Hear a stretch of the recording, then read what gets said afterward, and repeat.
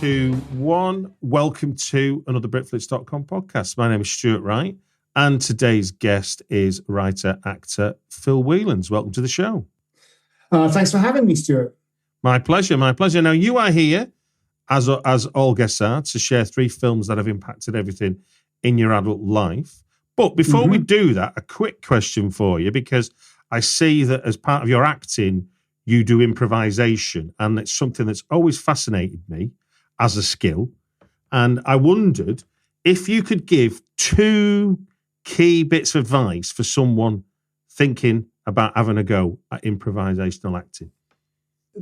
A good piece of advice is when you're in an improvised scene, because what we're doing is getting up, performing like sort of sketches, basically, the situations, So sometimes the audience kind of goes, you're in a pet shop or you're on a railway station or something like that, is things that the other character says or does, let them affect you.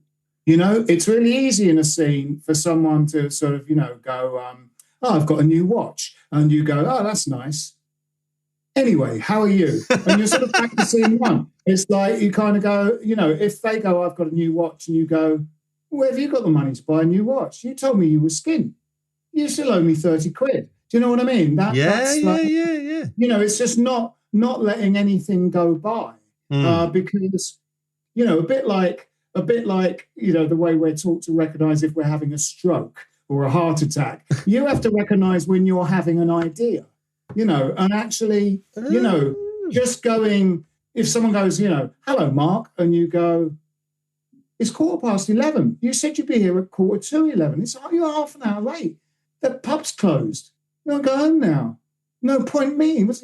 That rather than just going, oh, hello, and, starting back at square one. Okay. It's really easy to let things go by that could be what the whole scene is about, So, that's probably the best piece of advice is let things change you. Let things change you. If someone comes on and goes, hi, Steve, you can be really pleased to see them. You can be, God, how long's it nostalgic? How long's it been since I've seen you? Rather than just going, oh, hello. You know what I mean? It's not too dissimilar to writing in a way, is it? Because I guess in some sense in writing, the bit that stops you is the thing that edits all the time and is going, oh, that doesn't sound ridiculous. Rather than go, yeah, let's have the idea that they're furious, that you're late. Yeah. Let's see where that goes. Because you don't. Yeah, absolutely. Because you don't know, do you, until you do it? No, that's right. Well, I mean, I got into writing through improv. People saw me in my double act on the comedy circuit, which wasn't sort of improv. It was but it was very ad-libby. We'd ad-lib a lot and said, do you want to write jokes on this TV show? And I was like, yeah, bloody hell, yeah.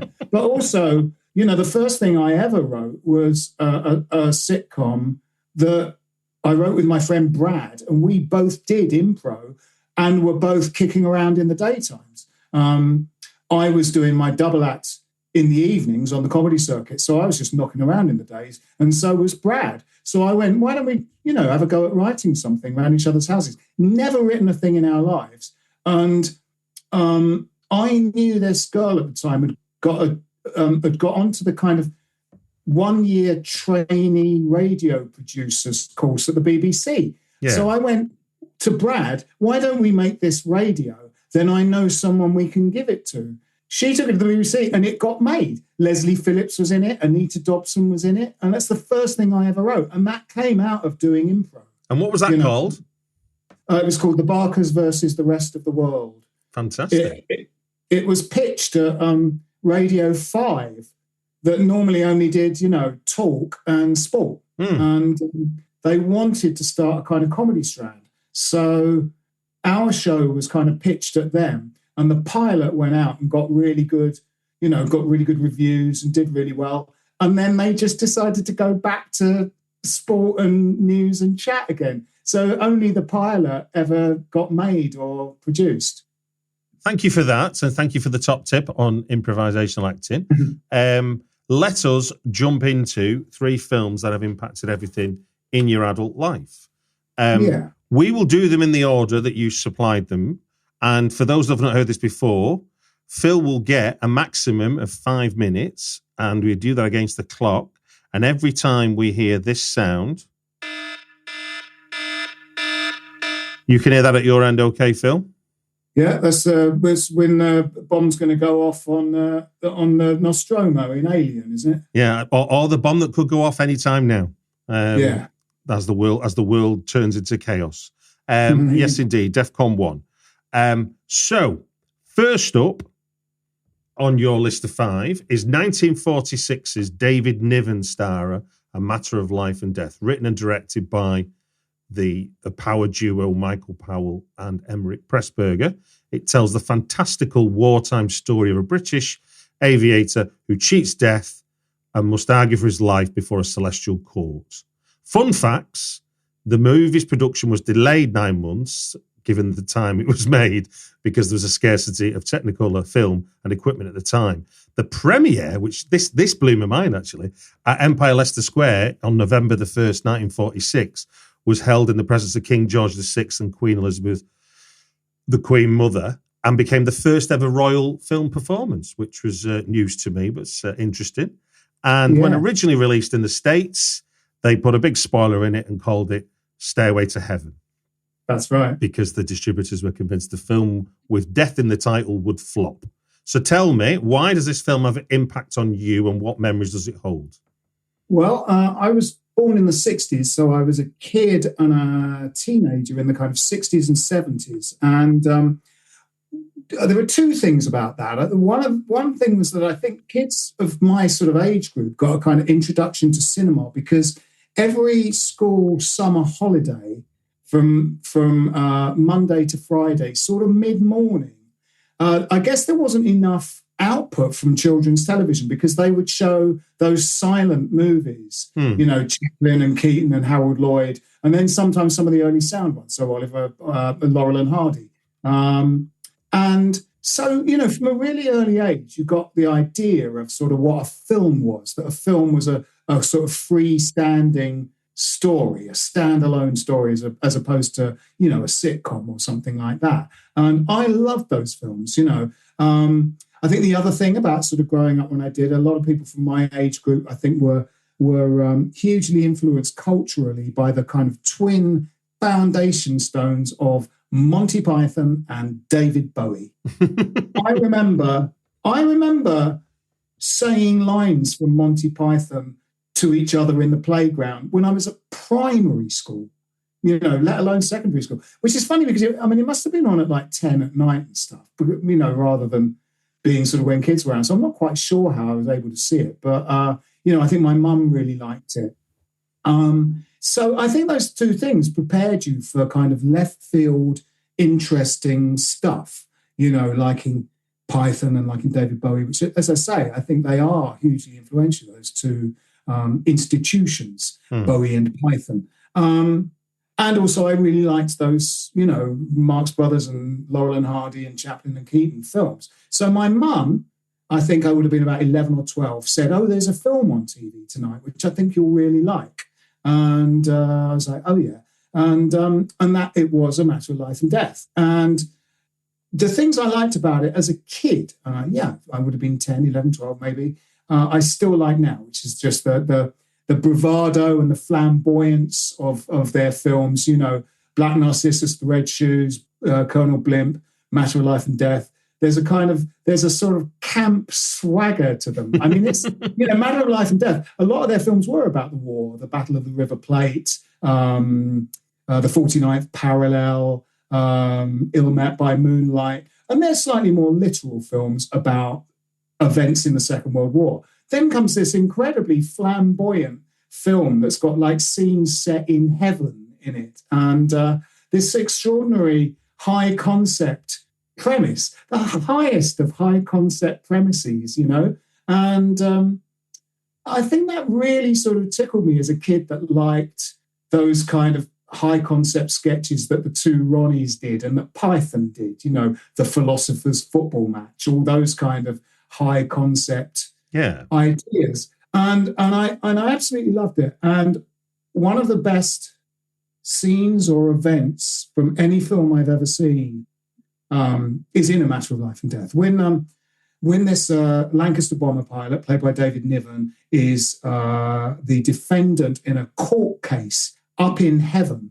The court case takes place in a courtroom that's like a massive Greek-style amphitheatre filled with thousands of people who've come to see this court case where he's fighting for the right to remain on earth rather than go up and have to be in heaven. And a large number of people who come to this court case to see it excitedly. Finish your thought. All right. Are fellow RAF men. They turn up and they're in their kind of leather, and sheepskin flying jackets and flying boots and the leather flying helmets. And there's hundreds and hundreds of possibly thousands of them. And they're all kind of meeting each other and going, hello, Biffo, how's it all going? And they're all really very excited to see how this court case turns up. And I remember realizing at that time, they're all dead. They're all dead. And they're also sort of good-natured and they turn up, but all of them are dead. And I remember, I'm sort of choking up even thinking about it now, this sort of lump in my throat at the time. And it's just so beautifully understated. No one at any point goes, hang on, we're all dead. It's not like it's going to be like The Others or The Orphanage or, those things of, dead children in. And it's not, it's tugging your heartstrings by not remotely tugging your heartstrings. They're all cheerful. They're all in a good mood, but they're all dead. They've all died violently, but they all turn up to see this court case. And it's just very moving and affecting, I think, that scene. Do you know, I thought of many things that we might discuss, but the idea of watching this film in the context of being sort of having your mind expanded by Bowie and Monty Python and tying that into watching this movie is probably the biggest surprise I've had doing this. Yeah, I think it did those things like hugely affecting Python and David Bowie as a kid. Oh, no, I understand they would be, but it's the idea that a film from 1946 had enough of a subversion of expectations that you would lump them together. That's the bit that I'm fascinated by there. No, definitely. My mum, knowing I liked those things, my dad was who, by the way, was in the D-Day landing and parachuted in and ended up in a prison war camp. He was a sailor when I was there. So he was away for like most of every year. Once he went away and I was like 9, and when he came back I was 11. So I'd watch a lot of TV with my mum. I'm an only child and stuff. And she sort of went, I think you will like this film, because I liked those, I liked The Fall and Rise of Reginald Perrin and all these sort of slightly surreal sitcoms. And she was like, I think this film will be totally up your street, Right then, well, let us move on to your second choice. I was just thinking about the years as well. So 1946 is 80 years ago, right? Mm-hmm. And the film you've chosen is 1987. So it's roughly speaking 40 years after and 40 years before we were now, which makes me terrified. But that's a whole other existential crisis. So for your second choice, we are checking in with the Coen brothers, 1987, Nicolas Cage, Holly Hunt starrer, Raised in Arizona, about a childless couple, ex-con and ex-cop, who decide to help themselves to one another's family's quintuplets. Their lives become more complicated than they anticipated as a result. Fun fact, Raised in Arizona is the film Matthew McConaughey says he's watched the most times. There was 15 babies required for this film. One of the babies was fired during production when he learned to walk. And in fact, one of the mothers went so far as to put her baby's shoes on backwards in order to prevent him walking. Tell us, why is this film so memorable to you and what impact does it have on you? Okay, well, when I was at college, so this is like a sort of chronological journey through my life. Indeed. I went to Middlesex Polytechnic and there was this American exchange student called Chris Knobloch. Brilliant name. Knobloch, who came from New York State. And he was a really great guy, really nice guy. And when we were at college, he said, hey, guys, there's a film that's it's opened in London. I saw it in the States. It's great. We should all go and see it. And we went to see it, and it was only on at one screen. I think it was the Odeon Panton Street, which quite often a lot of films that only opened in one screen opened in that screen. Yeah. And that was tiny. And that was Blood Simple. And we were just blown away by it. I was just going, Jesus Christ, this film is great. Who are these guys? And I sort of, the paper timeout, the actual hard copy timeout was still out at the time. And I was like, well, I will definitely be keeping an eye out for their next film. These Coen brothers are magnificent. I love them. And so, a couple of years later, 1987, this new film by the Coen brothers comes out. And so I went to see it, Raising Arizona. And I mean, the first thing that struck me was how different it was. The first one was like a dark, 80s update on film noir. The second one's like a crazy Warner Brothers cartoon, like it's screwball comedy with the kind of moody bloke from Rumblefish in the lead, Nicolas Cage, Francis Coppola's nephew in the lead. And I was like, wow. And I was just knocked out, I mean, Blood Simple had jokes in it, but, not that many, and was very dark and quite disturbing. This was incredibly funny, so inventive. And for me, Raising Arizona is in the same way, like the mosquito trapped in amber that has all the DNA of a Tyrannosaurus Rex in it. Raising Arizona has all the DNA of practically every quirky American indie film that came after it. I think you see Raising Arizona you see it in Juno, you see it in Lady Bird, you see it in 8th Grade, you see it in Lars and the Real Girl, you see it in Wes Anderson, you see it in I think you just see it in everything.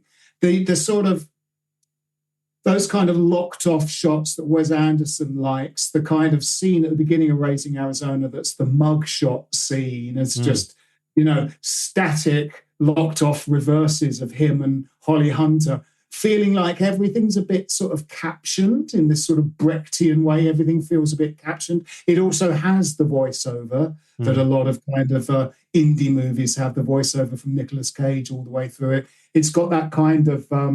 you often hear sort of kind of music box, slightly twee music box music used in something, not just when dead children go, ring a roses in horror films, but also in sort of quirky indie films, because that sort of, slightly chocolate box music goes with that sort of off-kilter indie sensibility. So I just feel it's like ground zero for quirky left field films. That seems about right. Yeah.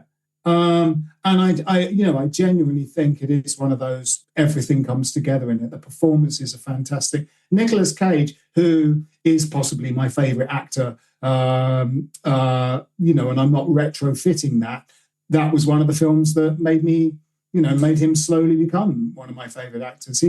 His instincts for comedy, from someone who hadn't necessarily been associated with comedy, are really good.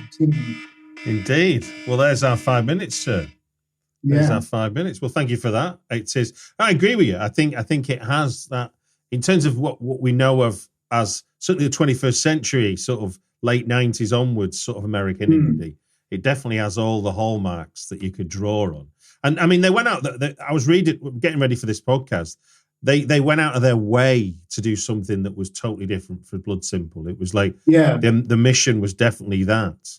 And that's great, isn't it? I mean, to sort of go, the instinct to repeat your successful formula is very strong in cinema. And I mean, I think that sort of the kind of the risk averseness of big studios that are, looking to squeeze as much out of making films as similar to each other as they possibly can be, vis-a-vis all our Marvel Universe films. The idea of kind of going, we've cornered the market in updating film noir for an 80s sensibility. Let's sack that off and do something completely different. It's brilliant. It's just brilliant. Absolutely. It's fantastic. Well, look, for your final choice, we are going to just go back a year to 1986 for David Lynch's psychological erotic thriller Blue Velvet. The story is simple. The discovery of a severed human ear in a field leads a young man on an investigation related to a beautiful, mysterious nightclub singer and a group of psychopathic criminals who have kidnapped her child. The leader of those psychopaths, Dennis Hopper's Frank, was supposed to breathe helium at various intervals in the original script, but Hopper suggested they change it to amyl nitrate, which he knew was used to enhance sexual experiences. And he says fuck in nearly every... I hadn't noticed this. This is something I read. He says fuck nearly in every sentence he speaks, and he's the only one to use the word in the film, except Dean Stockwell, who says it on command of Frank, the character Dennis Hopper is playing. So there's a little bit of a swear fact for you. So, but tell me, why is this film so memorable for you, and what is so important about it? I think it's, in a way, the three films I've chosen have the quality of getting us into a slightly different world. Obviously, A Matter of Life and Death, parts of it take place in heaven.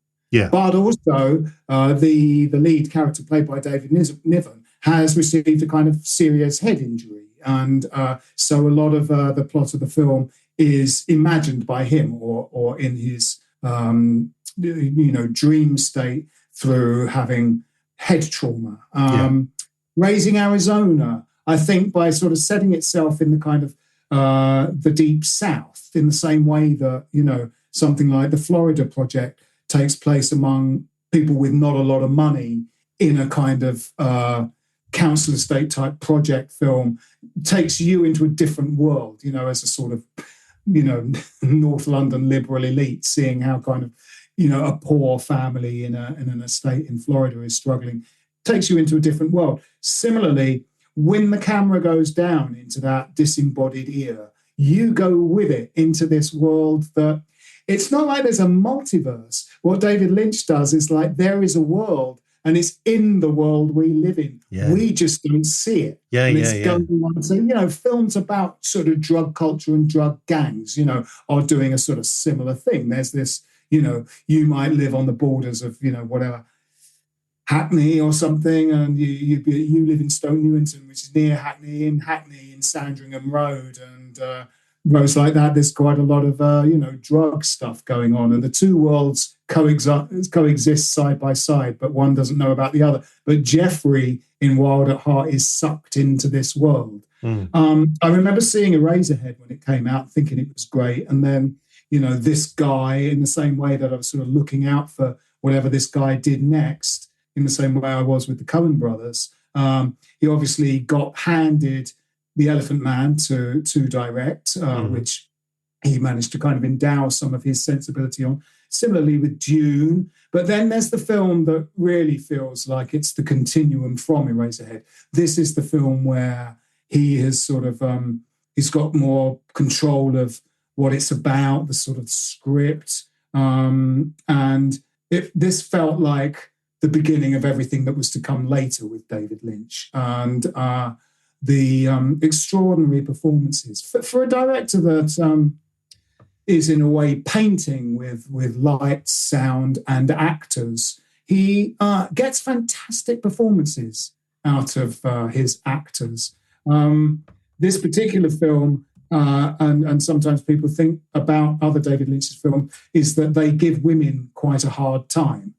But I think it's more a question of how, badly men treat women in films like Wild at Heart, Blue Velvet, and Mulholland Drive. They, in fact, have very strong female characters in terms of the depth of acting performance those women give. In Mulholland Drive, I mean, I think Laura Dern and Isabella Rossellini are both absolutely extraordinary in Wild at Heart. Laura Dern was about 17 when she did it, 17 or 18. Yeah. I was just sort of blown away by her performance. Obviously, Dennis Hopper as Frank is one of the most extraordinary performances. Committed to Celluloid. Apparently, he persisted in ringing up David Lynch, leaving messages on his answer phone going, "I am Frank." In his attempts to get the part. And, if I was Lynch, I would have gone, "Well, okay, I'll give you the part." Just stop ringing me. No, I did read that too. That was quite funny. That all the other people that had read for the part were not this, were not that, and Dennis Hopper obviously claimed, I got it because I am Frank, and David Lynch knew that. Well, look, that brings us to the end of 3 films that have impacted everything in your adult life. Thank you for sharing those thoughts and those memories, and thank you. Yeah, thanks for having me on. It was a really great. There were so many films I could have picked, but I realised after I'd sort of done them that they've got this thing of getting you into another interesting world. You know? That's sometimes there's behaviour that you see in plots of things that I find slightly unbelievable, because I'm like, people wouldn't do that. People wouldn't behave that way. You know, in a sitcom like Veep, they're all under incredible pressure and they work in this bizarre job, which is politics. So it does mean that quite weird, extravagant, odd things happen in Veep. You know, in Father Ted, they're in 3 incredibly unworldly men live in a house on a remote island, and that's why weird stuff happens around them. And similarly with these 3 films, they're a way of getting us into. Also, the couple in Raising Arizona so desperately want a child that they will go to these extraordinary lengths and encounter these extraordinary people. Well, it's that idea of the question at the bottom, at the heart of the drama, which is, what if they did? Because obviously it's not a normal thing to do by any stretch of imagination. But if you're curious in a dramatic sense, you can then make these leaps in terms of what happens next. Because if you're willing to steal a child, what else are you willing to do, and what and how? Yeah. And most often, and it's always better. And in Raising Arizona, it's the case, where the person doing it hasn't thought any further than the stealing of a child. The idea that there any consequences for you and or the bigger universe was irrelevant, because your singular vision was about this thing. And actually, that's where the story starts. Like, what happens when? Not that it isn't a heist movie about how to steal a child. It's like, what happens when you steal a child?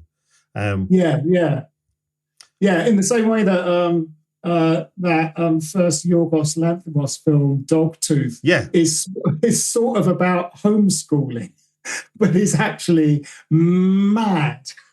Absolutely. If you were to tell someone, it's sort of about homeschooling, people would go, sounds boring. But it's one of the maddest films I've ever seen in my life. I love it. I do too. Well, look, it just gives me to say thank you very much for giving us your time on the Britflix podcast. Thanks, Stuart. Really nice to do.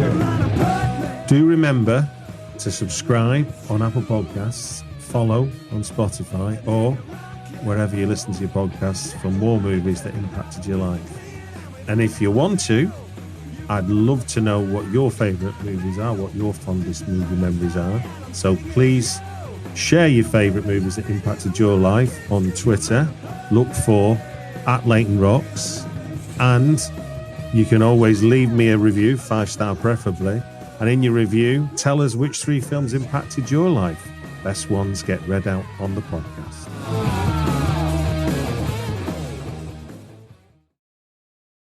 Hey there, Hugh from Podderation here.